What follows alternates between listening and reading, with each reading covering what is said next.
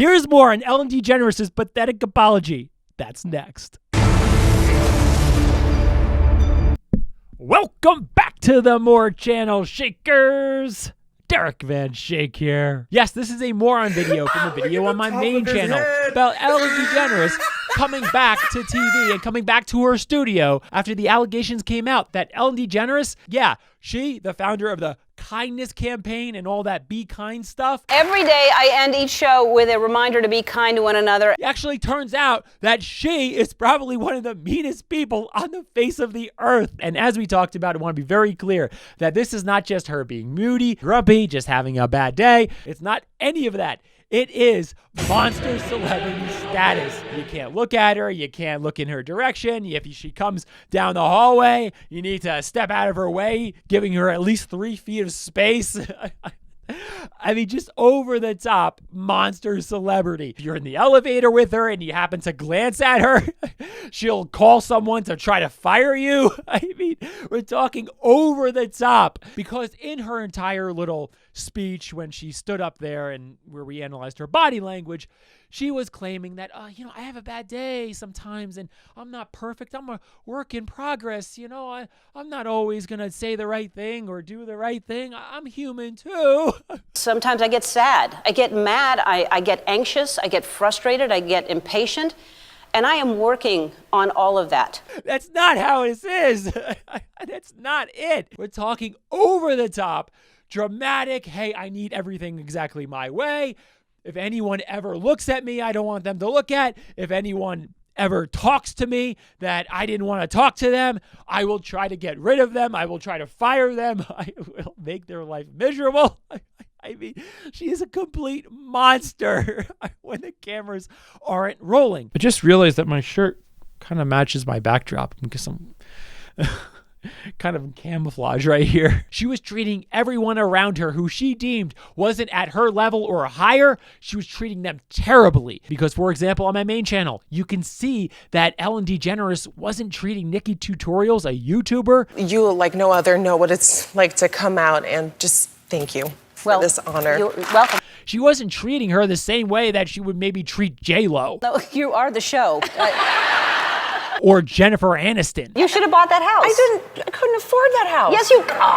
And making Nikki Tutorials surely feel used by Ellen. Everyone's talking about her on the internet, and let's kind of get in on that. And let's bring Nikki Tutorials in and have an interview with her because, we can use her because of what she's done and what's going on with her, but we're not going to actually show any kind of interest in her or her story. Okay, we're done with you. We used you on our show. And the same thing with Dakota Johnson when Dakota Johnson said, I didn't even think you liked me. Well, I didn't even know you liked me. And Ellen's like, well, of course I like you. Don't I show like? You knew I liked you. You've been on the show many times, and don't I show like? Ellen wasn't going to really show like or really try very hard or show any interest in Dakota Johnson because for Ellen's like, I'm top A-list celebrity. Dakota Johnson, you may be A- or a B celebrity, so I'm not going to waste my time talking to you. It's really sad, isn't it, when someone treats people differently based on what kind of celebrity status you are. Are you a Britney Spears celebrity status, higher or as high as Ellen DeGeneres, or a Dakota Johnson level where I'm just not going to talk to you backstage. I'm not going to talk to you at all other than when I'm doing the interview. How do you have a guest on your show and you don't talk to them backstage or at any other place other than when they're on the show? It's so disrespectful, isn't it? All of that makes you kind of wonder about Ellen DeGeneres, and clearly she's some kind of narcissist, clearly. But then it makes you wonder what else is going on. Are we talking sociopath? Are we talking psychopath? Maybe. I don't know. But it doesn't really matter about labels necessarily. The fact of the matter is that she's a monster celebrity, and she is this monster celebrity that no one in the world probably even thought existed. And with her whole Be Kindness campaign, it's completely obvious why she started it. Be Kind Ellen box, Be Kind candle. Smells like kindness. It's obvious that she knows who she really is. It's obvious her staff and her production staff knows that she's not kind. She's actually extremely extremely, extremely mean. So why have this whole Be Kindness campaign? I really mean it. I think I'm not just saying it at the end of the show. I want everybody to start a kindness campaign. If she knows and everyone around her knows that she's not very kind at all. Yes, it is to make money because it does sell, and it's also for inoculation. So when stories come out about Ellen DeGeneres being extremely mean and not kind at all, it all gets squashed and pushed to the side and downplayed, because how could the founder of the kindness campaign, how could she possibly be mean? That's the true effect of inoculation. It's the same reason why some politicians out there get nailed for being a hypocrite on something, because they were trying to inoculate themselves. Watch his apparent staffer's body language closely and see if you notice anything odd. They got the wrong impression about how seriously I take the issue of sexual harassment. I must tell you, I must tell everyone else, I take sexual harassment seriously. I'm against corruption. I'm against it. And then what happens? They get nabbed for corruption.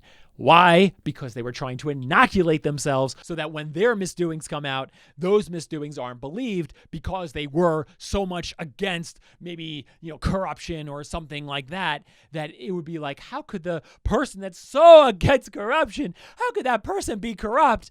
That can't be possible. No, that's not possible. And it's not believed by the public. Something we talked a lot about on my main channel video was laugh tracks and why they work on us. Don't be a little embarrassed if laugh tracks work on you. They work on pretty much everybody. I mean, it's just a fact. It's unfortunate, but we're very much willing and wanting to laugh. I'm sure you've been in this situation. You're at a dinner table. Maybe one part of the dinner table is laughing hysterically, and you're in the other part of the dinner table, and you're like, wait, tell me the joke. What's so funny? What's so funny? Everyone wants to authentically laugh because it just feels so good to have a really good laugh, doesn't it? We want that possibility of laughing like that. We're kind of jealous of that. We're like, hey, I want to laugh like that too. What was so funny? It creates such a curiosity. And have you ever gotten this too, where someone's like, oh, no, we're not going to say it again. It's like, hey, no, tell me the joke. I want to know. I want to laugh like that. I want to experience that laughter. I want to experience that happiness, right? That's how you feel. You want to have that possibility to laugh like that. So that's why laugh tracks work. They work on pretty much everybody. And the only caveat with a laugh track is that you have to have a studio audience. And that's why she had the flat panel TV screens up there. So I have a virtual audience here instead. Here you all are. So everyone could just assume, from the TV audience, could assume that was like, oh, okay, yeah. So all that clapping and laughter that I'm hearing on her show, oh yeah, that's coming from the TVs and everyone watching remotely, and that's what's happening. No, that's not what's happening at all. All those TVs, as I said in my main channel video, are completely muted. They have to be. What happens if their spouse comes in the room? What happens if their kids come in the room? What happens if that dog comes in the room? What happens if their phone rings? What happens if the fire alarm goes off in their house? Like, you can't have the actual volume up on all those TV screens. It would be a mess. Not to mention this, that because of latency and lag and where everyone is in the world, you're going to have a very odd clapping type of motion. It wouldn't be very succinct at all. It would be so off. The laughter would be just so sporadic and off tune and wouldn't be, coming together as a group like it would be with a laugh track. So clearly, 100%, it's not coming from those TVs. You also heard applause tracks interrupting her speech, right?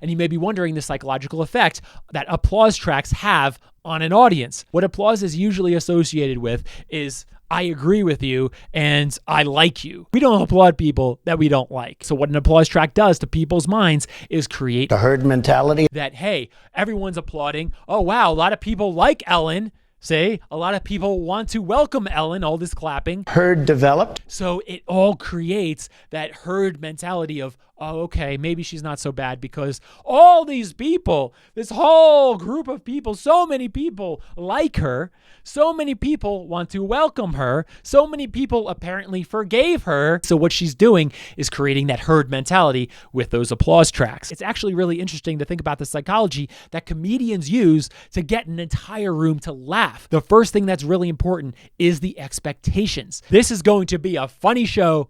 I'm a funny person.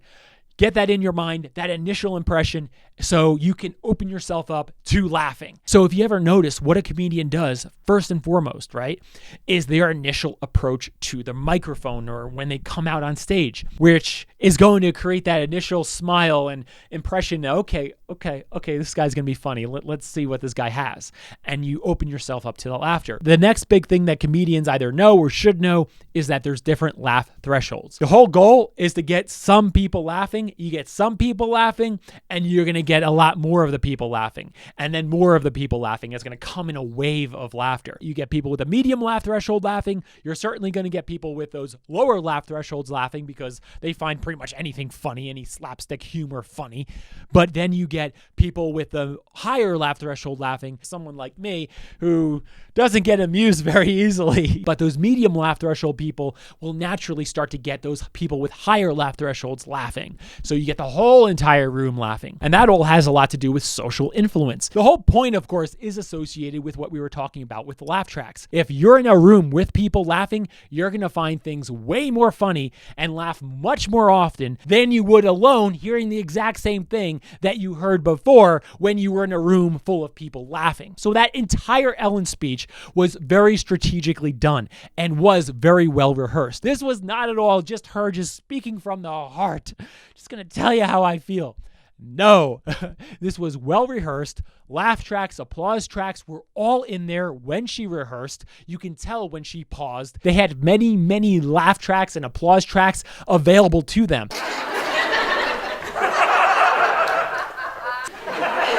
Don't do it. But it was, of course, all completely rehearsed many, many times. She needed to nail that. You know why?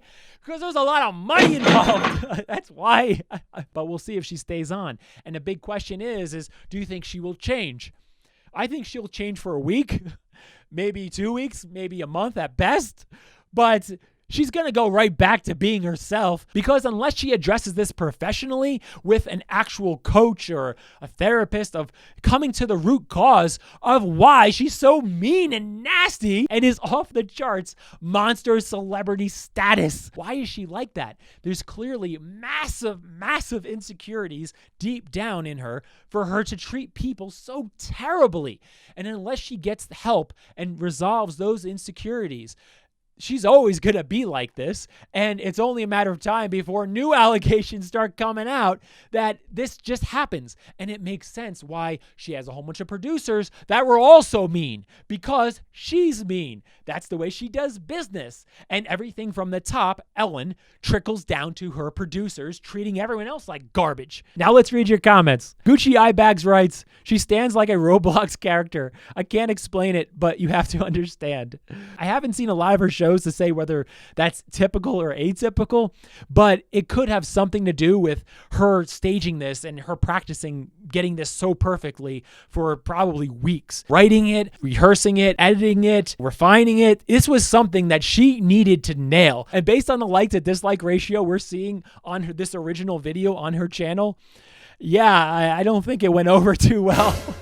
I think people kind of saw right through it and were like, Ellen, it's not that you're just moody. It's not that you're just grumpy. The allegations against you are a lot more than that. John C. writes, listen to her apology. She's clearly trying to play it off as it was the environment, and she found out about things that were going on, completely ignoring the fact that it was her creating the toxic work environment, no one else. Right, she was trying to deflect, trying to say that, hey, it was other people. We, got rid of those people on the show. Those were the producers that were so mean. She said in her speech that she did all these things to start a new chapter, but never specifically says anything of what she exactly did. We have made the necessary changes, and today we are starting a new chapter. She didn't seem to do anything other than just fire the producers that were the result of her.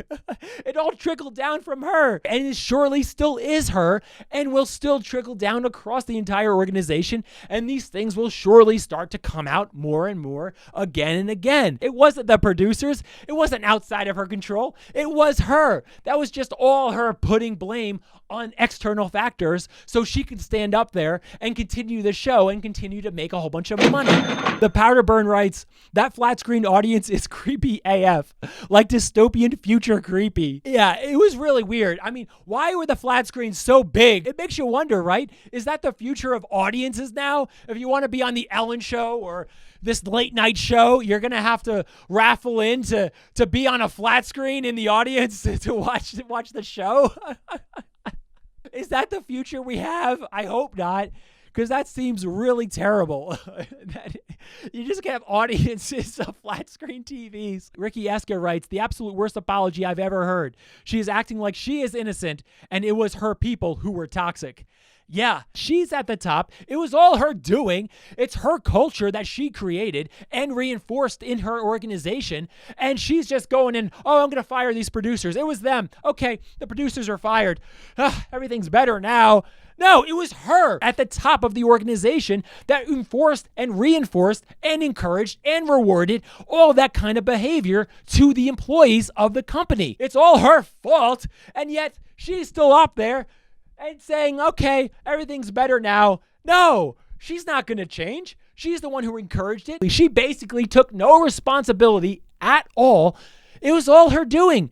It's from her. It was coming from the top. She had the ability to squash that from the very moment she heard about it or saw it. And this show wasn't just a 1 year thing. I just didn't really get to know my producers. I didn't know what they were doing or how things were being worked. This was all totally her culture that she created and reinforced in her company. And it all came from her. And it was basically to squash the little guy. All the other 200 employees that weren't producers were getting squashed and treated terribly, all coincidentally, it's not coincidental, in line with the way that Ellen DeGeneres treats anybody who she deems beneath her, aka the middle and lower level employees of the show, treating them terribly. Janie Moore writes, I stopped paying attention to celebrities years ago. They are all phonies. Yep, that basically sums it up. I think the only person that I think is actually legitimate and is actually a good person from things that I've heard is Keanu Reeves. That's basically it. Keanu Reeves is basically the only celebrity we have. All right, that's all we got here. Give this video a thumbs up if you think what happened at The Ellen Show is her fault. Give this video a thumbs down if you think what happened at The Ellen Show isn't her fault at all. Now in the comments, what do you think should happen to Ellen DeGeneres? Should her show be canceled? Should she have to give another apology? Should she get some help? Should she just go away and retire? Should she get another show? Should she just go on EllenTube and be a YouTuber?